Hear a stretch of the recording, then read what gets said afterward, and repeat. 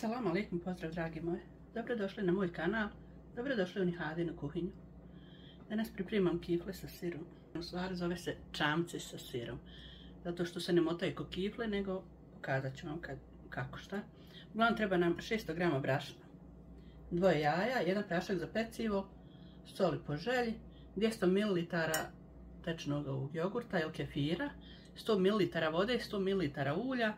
Ovdje je feta sir za filovanje, to nisam vagala, to vidjet ćemo koliko će nam trebati za te kifle. 1 jaje i malo ulja.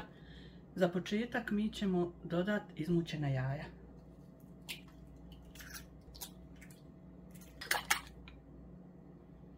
U brašno napravite ovako dubljenje, dodajte izmučena jaja, dodajte sol, tečni jogurt ili kefir, 200 ml, 100 ml vode, 100 ml ulja.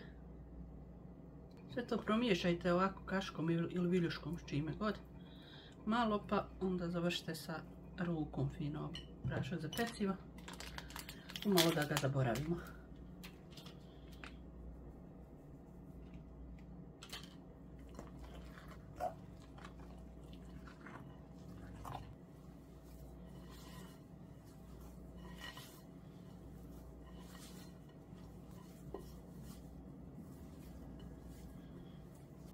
Pokošit ćete ovako sa malo ulja, samo da se odvoji tijesto ozdjele i pustite ga, ne ide kvasac u njega, ali ga pustite nek se odmori bar 50 minuta. Dok tijesto odmori, mi ćemo pripremiti fil za kiflice. Siru ćemo dodati 1 jaje, malo ulja, fino izmiješati. Kad je tijesto odmorilo, sad ćemo razvijati i pripremati kiflice.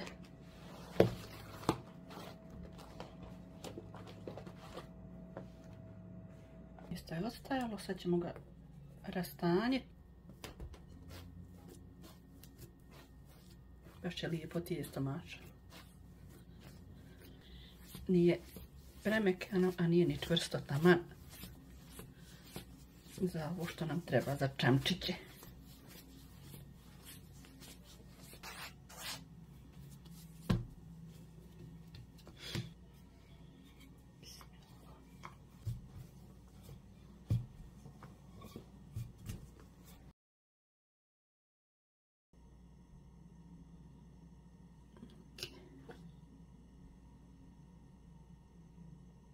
Čamčića. Na svaku kocku stavite fil.